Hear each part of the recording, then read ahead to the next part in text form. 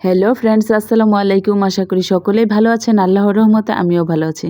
আজকে অসম্ভব মজার ঝটপট লোভনীয় একটা রেসিপি তৈরি করে দেখাবো একেবারে অল্প সময়ে। আমি এখানে কিছু বেগুন চিকন করে কেটে নিয়েছি আর একটা আলু চিকন করে কেটে নিয়েছি। আর পরিমাণ মতো দিয়ে দিলাম ছোট মাছ। আপনারা আপনাদের প্রয়োজন মতো কম বেশি করে দিতে পারেন। মাছটা পরিষ্কার করে কেটে বেছে ধুয়ে পানিটাকে ঝরিয়ে নিয়েছি আর এক মুঠোর মতো পেঁয়াজ কুচি করে দিলাম। এখন দিয়ে দিব এর মধ্যে হলুদের গুঁড়া, মরিচের গুঁড়া, ধনিয়া গুঁড়া দিয়ে ভালোভাবে মেখে নেব।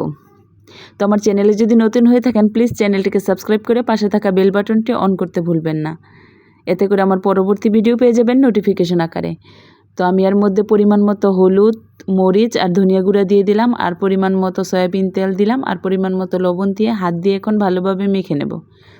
তো এই ছোটো মাছের তরকারিটা যত ভালোভাবে হাত দিয়ে মাখানো যায় ততই কিন্তু ভালো লাগে। হাত দিয়ে যত ভালোভাবে মাছটাকে মাখানো যাবে খেতে কিন্তু ততটাই সুস্বাদু লাগবে।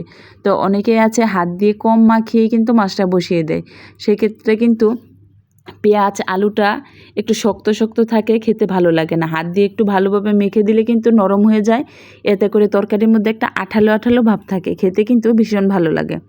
তো আমার হাত দিয়ে ভালোভাবে মাখানো হয়ে গেছে। এখন এর মধ্যে দিয়ে দিব আমি পরিমাণ মতো পানি। খুব বেশি পানি দেওয়ার প্রয়োজন নেই, দেখতেই পাচ্ছেন কতটুকু পানি দিয়েছি। এই পরিমাণ পানি দিয়ে ভালোভাবে নেড়েচেড়ে নিলাম। আর এখানে আমি 2টা বোম্বাই মরিচ দিয়ে দিলাম। একটা মরিচ আমি আস্ত দিয়েছি আর একটা মরিচ মাঝখান থেকে একটু চিড়ে বের করে দিয়েছি। এতে করে খুব ভালো একটা স্মেল বের হবে। এখন আমি চুলায় বসিয়ে দিলাম, তরকারিটা রান্না করে নিচ্ছি। দেখুন তরকারিতে কিন্তু খুব সুন্দর বলক চলে এসেছে। এখন একটু নেড়ে চেড়ে দিব। এই পর্যায়ে কিন্তু লবণটা চেক করে নিতে পারেন।